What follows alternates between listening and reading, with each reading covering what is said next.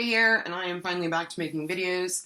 I do have one quick announcement, and that is that October is my 1-year anniversary on BookTube, October the 10th to be specific, which is very exciting.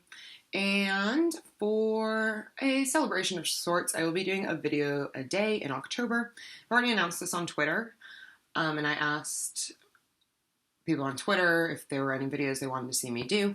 But for those of you who do not follow me on Twitter, if there are any videos you want to see me do this month, please let me know down below. I've gotten some really good suggestions. I have some really cool things planned, I think, and I'm really excited about it. So, without further ado, though, this is my September wrap-up. September was a weird month for me. I had a lot of work. There were some very significant life changes going on around these parts. I was really busy. I was sick for a week. And I just didn't feel like reading as much as usual. I still read a fair amount, but I went like whole days, 2 days, 3 days at a time without reading a single word. And that's kind of strange for me, but it happens and I'm not going to beat myself up over it. But I did read some things. The first book I finished in September was Revolutionary Road by Richard Yates. I buddy read this with Steven from Steve Reads Books. He did a wonderful review, which I will link down below, and I will have a video on this coming sometime this month. This is, of course, a classic story. It's been made into a movie about kind of a suburban couple and their family and what happens when they all realize that they're really dissatisfied with the roles that they play in society. It's really heartbreaking. It was really beautiful. I ended up giving it 4 stars in the end. Next, I participated in the Book Buddy-a-thon. Tanya from List Obsessed Reader was my buddy, and I did not do as well as I planned to do during this read-a-thon. This is kind of when my desire to read tapered off, but I did finish 3 out of the 5 books I had planned. I read Bird by Bird, Some Instructions on Writing in Life by Anne Lamott. These are essays about how to write and kind of how you can apply the lessons you learn in writing to your life. I'm not hugely interested in writing, but I think it's interesting to kind of see that side of what goes into the books that I read. And it was really good. I would recommend it if you are interested in writing, because I thought there were some really good tips in here, and she was very realistic about it.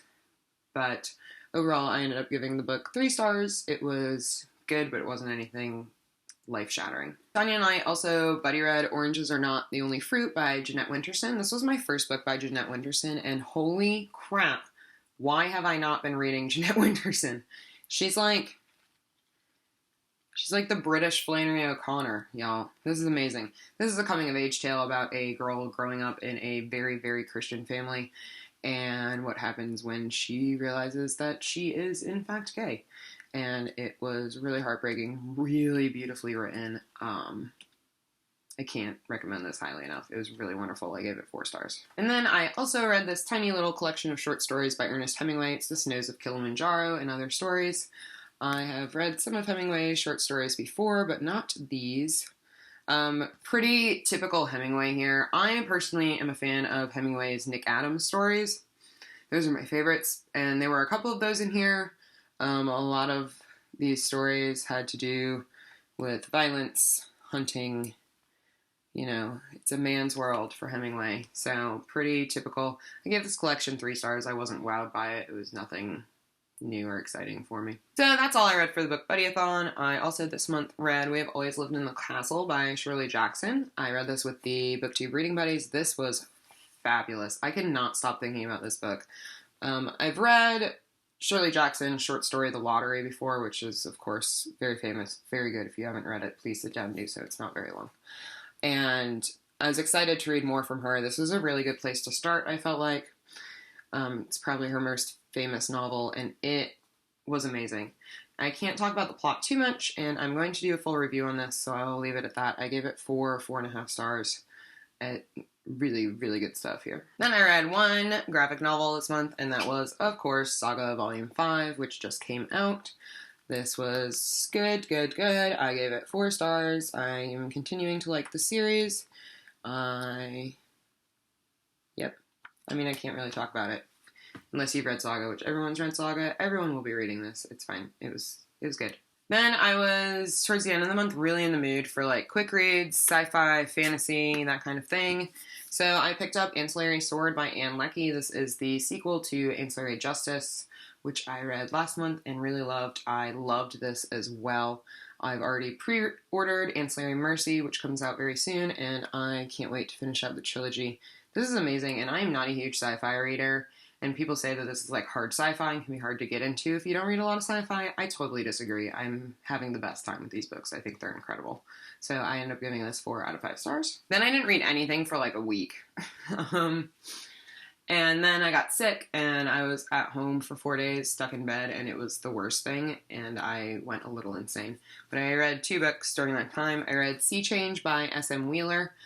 I ended up giving this 3 out of 5 stars. I have already filmed a review of this, so that will be up shortly, and I will talk about it more there.